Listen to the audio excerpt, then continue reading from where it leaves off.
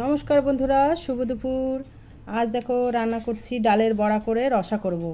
তো এই দেখো অরলের ডাল ভিজিয়ে রেখেছিলাম। তো ডালটা আমি বাটবো। এই যে আলু কেটে নিয়েছি রসা করার জন্য, আর এদিকে মশলা লাগছে আদা জিরা লঙ্কা আমি বেটে নিচ্ছি।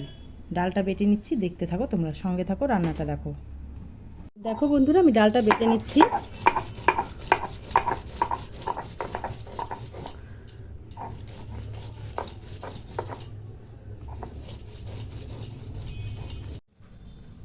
আমার ডাল বাটাটা হয়ে গেছে, এখন আমি ডাল বাটাটা উঠিয়ে নিচ্ছি।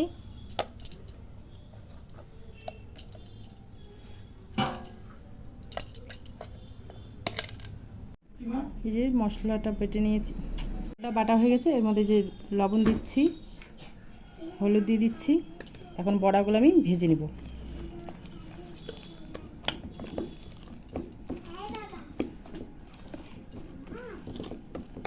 এই যে কড়াই তেল দিয়ে দিয়েছি, এখন বড়াগুলো একে একে আমি ভেজে নিচ্ছি।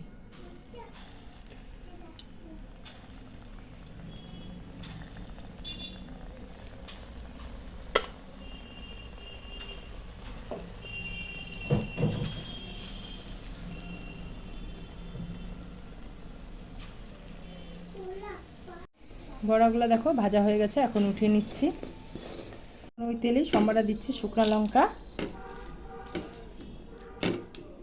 একটু এলাচ, দারচিনি, তেজপাতা আর জিরা সম্বারা দিলাম।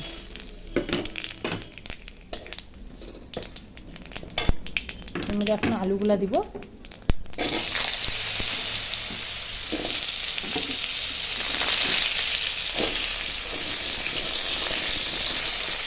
লবণ দিয়ে দিচ্ছি, লবণ দিয়ে আলুটা একটু ভাজা ভাজা করবো, ততক্ষণ মশলাটা আমি করে নেব।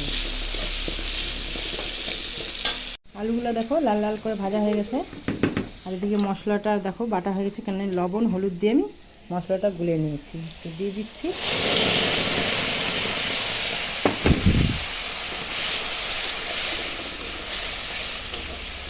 মশলার সঙ্গে ভালো করে এখন একটু মশলাটা কষাবো।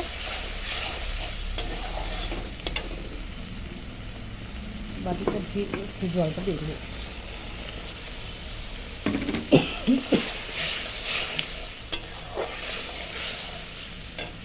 মশলাটা দেখো কষে এসেছে, তেল ছেড়ে এসেছে। এখন আমার মশলাটা আস্তে আস্তে কষানো হয়ে যাচ্ছে, তো ঝোলটা দিব।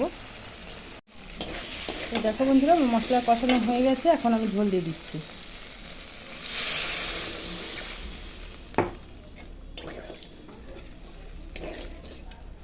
ঝোলটা ফুটে আসলে আমি বড়াগুলো দিয়ে দেবো।